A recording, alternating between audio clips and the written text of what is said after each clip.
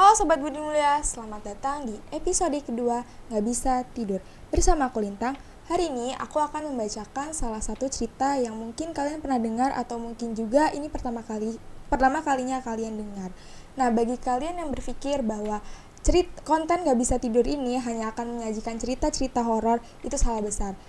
Konten Nggak Bisa Tidur ini akan menyajikan banyak cerita dari mulai sejarah, kehidupan sehari-hari, bahkan nanti ada kali ya komedi biar seru.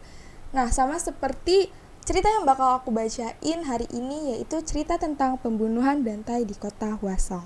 Siapa yang nggak tahu kota Hwasong? Pasti kalian pecinta drakor udah tahu kota Hwasong ini. Kota Hwasong sendiri merupakan salah satu kota yang terletak di Provinsi Gyeonggi, negara Korea Selatan. Kota ini berada cukup jauh di Seoul, yakni sekitar 42 km. Hwasong bisa disebut sebagai kota industri karena di sana banyak berdiri pabrik-pabrik seperti Kia dan juga LG Electronics. Bagi kalian yang nggak tahu Kia itu kayak perusahaan mobil di bawah naungan Hyundai. Jadi jatuhnya kayak anak cabang ataupun adiknya Hyundai.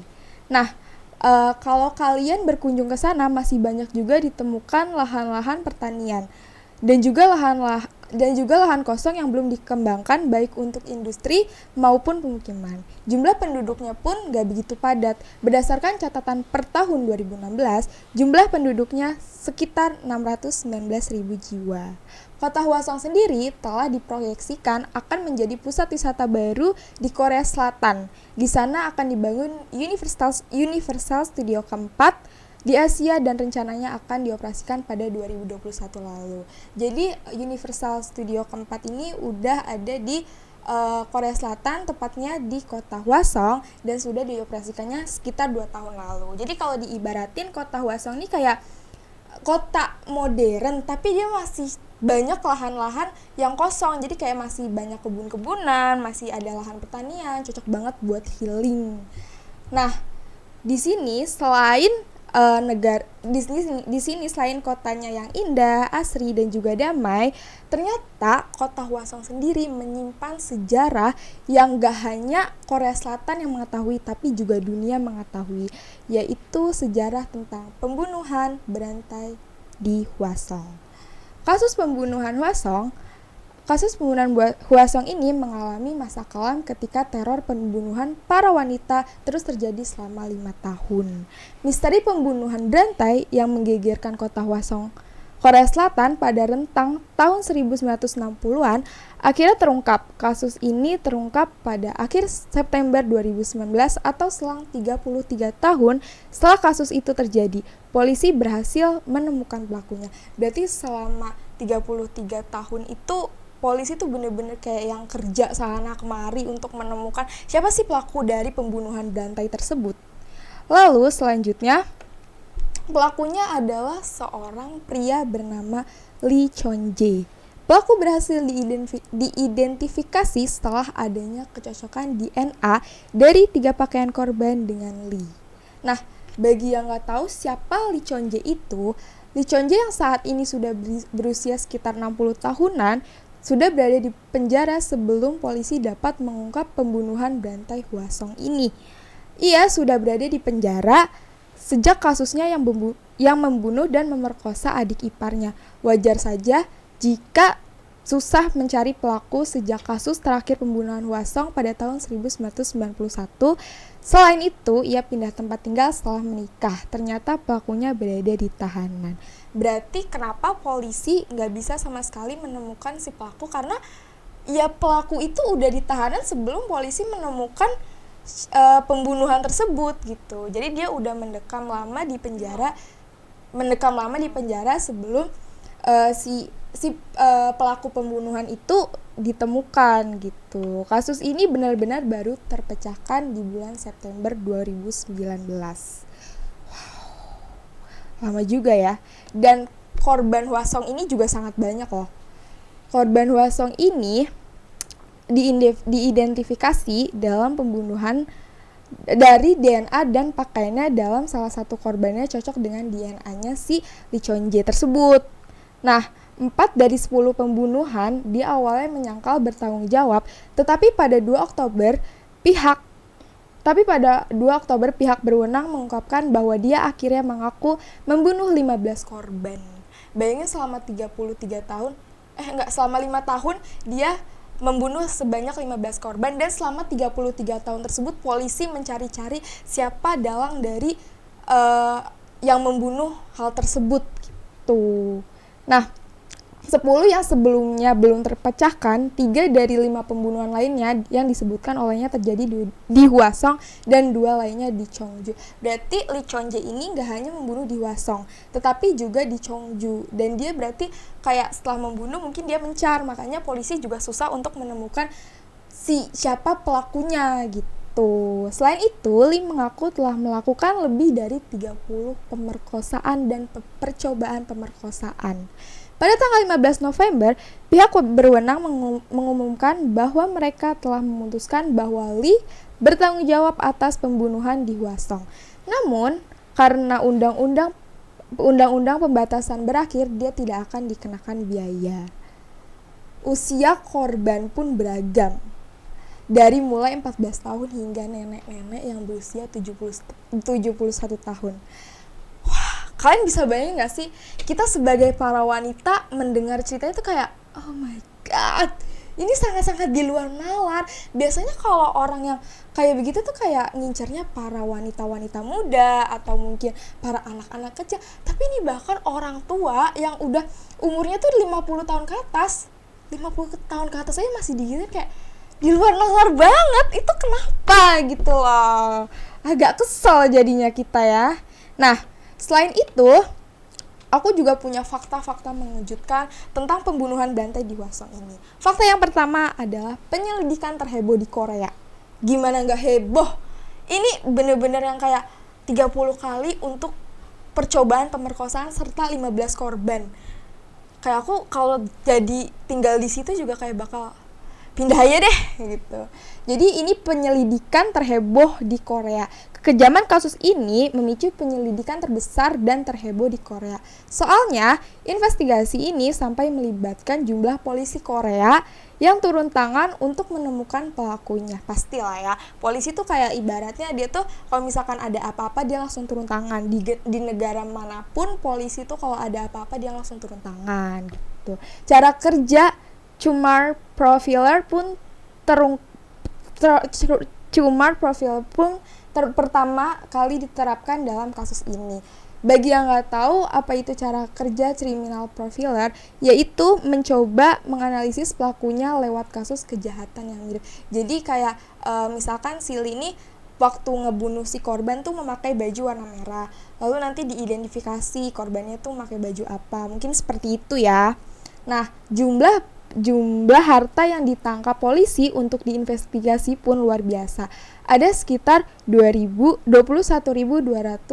orang tersangka yang diperiksa. Sebelum mendapatkan jumlah itu, ada 40.116 orang yang diambil sidik jarinya, serta 570 DNA dari 180 contoh rambut yang diperiksa. Berarti ini setengah warganya tuh diperiksa semua untuk mencari siapa pelaku dari pembunuhan tersebut. Dan pastinya heboh ya itu. Orang-orang juga pasti kayak, ini tolong dong gini-gini. Pasti di sana juga pada ketakutan. Nah, fakta yang kedua ada salah tangkap pelaku. Setelah semua kehebohan penyelidikan tersebut, pada tahun 1989, polisi menetapkan seorang pria sebagai pelaku kasus Hwasong. Pria itu adalah Yoon Sung-yo yang saat itu berusia 20 tahun.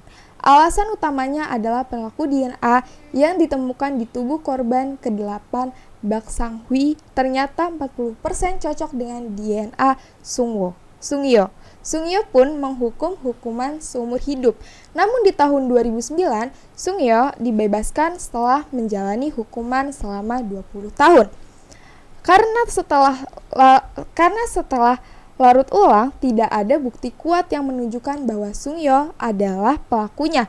Selain itu, muncul fakta bahwa Sung-yo disiksa oleh polisi saat penganiayaan berlangsung, sehingga dia terpaksa melakukan pengakuan palsu. Berarti Sung-yo ini ibarat kayak dia tuh nggak tahu apa-apa, tapi dia ditangkap juga gitu, dan dia dianiaya juga oleh seorang polisi. Karena itu mungkin kayak pasrah kali ya si Sungyo ini. Tapi kayak selama 20 tahun loh, tadinya mau seumur hidup, si Sungyo itu ditahan di dalam penjara mau seumur hidup. Cuman untungnya karena berkat Tuhan kali ya, dia mengirimkan hidayah kepada Sungyo gitu. Jadi kayak kamu nih gak bersalah dan dikeluarkan. Lalu fakta ketiga adalah pernah bertemu langsung salah satu keluarga korban. Lee Chong-jae diketahui sebelumnya pernah bertemu dengan salah satu keluarga korban. Dia adalah kakak laki-laki dari korban ke-8 yang dibunuhnya. Menurut keterangan sang kakak, Lee Chong-jae bersikap sangat tenang ketika bertemu dengannya. Kayaknya ada masalah nih sama korban ke-8. Tadi salah tangkap pelaku. Sekarang si Lee Chong-jae tuh bertemu dengan kakaknya dan dia merasa tenang. Kayak kok bisa gitu loh. Padahal itu adiknya yang dibunuh, tapi dia bisa santai-santainya gitu ketemu sang kakaknya, terus dia kayak ngobrol, minum teh, tenang gitu kan, kayak wah, ini orang kenapa? Lalu fakta terakhir adalah diduga pernah jadi korban kekerasan seksual. Menurut rumor yang beredar, Lee Chong-jae pernah menjadi korban kekerasan seksual. Pelakunya adalah perempuan yang lebih tua. Hal ini diamini oleh para ahli yang menduga bahwa peristiwa itulah yang memicu rangsangan seksualitas pada Lee Chong-jae. Jadi mungkin Lee Chong-jae ini punya sesuatu yang dia tuh nggak berani ngungkapin ke orang-orang, jadi dia kayak balas dendam mungkin, dan dia nggak tahu bahwa balas dendamnya itu mengakibatkan buruk kepada dirinya sendiri. Jadi kayak istilahnya dia tuh pengen orang-orang tuh ngerasain kali apa yang dia rasa. Tapi aku di sini nggak bakal mengadili bahwa Lee Chong-jae itu sepenuhnya benar, tapi orang-orang juga harus ngerti dia tuh gimana gitu. Lalu bagi kalian pecinta drakor pasti udah nggak asing lagi sama drakor-drakor yang biasanya dia tuh diambil dari kisah nyata. Dan ini dia beberapa drakor yang juga diambil dari kisah pembunuhan berantai di Hwasong. Yang pertama ada Through the Darkness, yang baru aja mulai di tahun 2022 kemarin. Drakor ini bercerita mengenai seorang profiler yang membantu tim penyelidikan untuk mengungkap kasus pembunuhan berantai. Kisah bermula ketika pihak kepolisian Korea Selatan menemukan kasus pembunuhan berantai tersebut dilakukan oleh Red Hat. Nah, mungkin Red Hat itu yang dicari-cari oleh tim penyelidikan tersebut. Dan ini juga kayak istilahnya Red Hat itu Lee Chong-jae, terus yang lainnya tuh polisi yang membantu mencari-cari siapa sih yang membunuh gitu. Lalu drakor yang kedua ada dari Signal. Signal siapa sih yang nggak tahu Signal? Itu udah lama banget drakornya, tapi sampai sekarang tuh menjadi drakor trailer paling terfavorit. Drakor ini menceritakan tentang alur kisah dari serial Signal ini terinspirasi dari kejadian nyata. Lebih tepatnya ya ini, pembunuhan berantai di kota Hwasong. Jadi emang ada beberapa yang mungkin diubah sama sutradaranya, tapi drakor ini tuh mengisahkan tentang pembunuhan berantai di kota Hwasong ini. Lalu selanjutnya drakor yang menurut aku kayak dia tuh bener-bener sepenuhnya mirip sama ya pembunuhan berantai di kota Hwasong ini adalah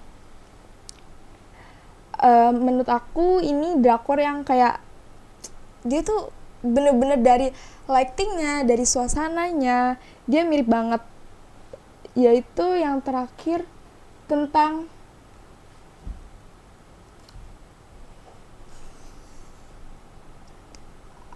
yang terakhir menceritakan seorang detektif kota besar membantu dua polisi kota kecil yang sedang menyelidiki kasus pembunuhan berantai. Drakor ini juga mendapatkan penghargaan, salah satunya penghargaan Grand Bell untuk film terbaik tahun 2003. Sutradaranya pun mendapatkan penghargaan, yakni penghargaan Grand Bell untuk sutradara terbaik. Nah, mungkin segini aja cerita yang bakal aku bawain pada malam hari ini. Tapi tenang aja, buat kalian yang pengen tahu soal cerita-cerita lainnya, boleh komen di bawah pengen dibawain cerita apa, dan nanti bakal kita bawain. Jangan lupa untuk like, subscribe, and comment. Aku Lintang, selamat malam.